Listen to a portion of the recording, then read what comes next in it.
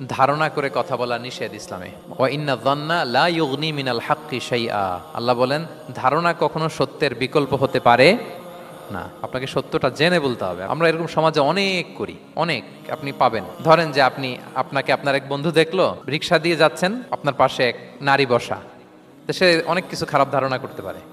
এরকম হয় না সমাজে? এমন হতে পারে যে আপনি আপনার ছোট বোনকে নিয়ে বেরিয়েছেন, হতে পারে না? কিন্তু আপনি তো একটা ধারণা করে ফেললেন অন্য কিছু। বা আপনার ভাগ্নিকে নিয়ে বের হয়েছেন, আপনার আপন খালাকে নিয়ে বেরিয়েছেন কোনো কাজে, ডাক্তারের কাছে, কিছু একটা হতে পারে। কিন্তু তাকে দেখেই আমি এদিক সেদিক বলতে আরম্ভ করলাম যে ওকে তো দেখছি এরকম এরকম এরকম। আছে না নাই? আমাদের সমাজে আমি দেখেছি যে কারো যদি ঠোঁট কালো হয় তো মানুষ ধারণা করে নেয় লোকটা মনে হয় সিগারেট খায়। কিন্তু সিগারেট সেবন করা ছাড়াও কারো ঠোঁট কালো হতে পারে কি পারে না বলেন? এই যে এগুলো সমাজে প্রচলিত। বিয়ে করার পর ইমিডিয়েট যদি কেউ একটা গাড়ি কিনে বা হুন্ডা কিনে, এটা কি বলে বলেন তো? এই বোধহয় শ্বশুর বাড়ি থেকে যৌতুক নিয়ে আসছে। দেখছেন, এরকম ভুরি ভুরি আপনি সমাজে পাবেন। আন্দাজে ধারণার উপরে আমরা অনেক কথা বলে ফেলি, কিন্তু নিশ্চিত না হয়ে আপনি কোনো কমেন্টসে যেতে পারবেন না, এটা একেবারে নিষেধ।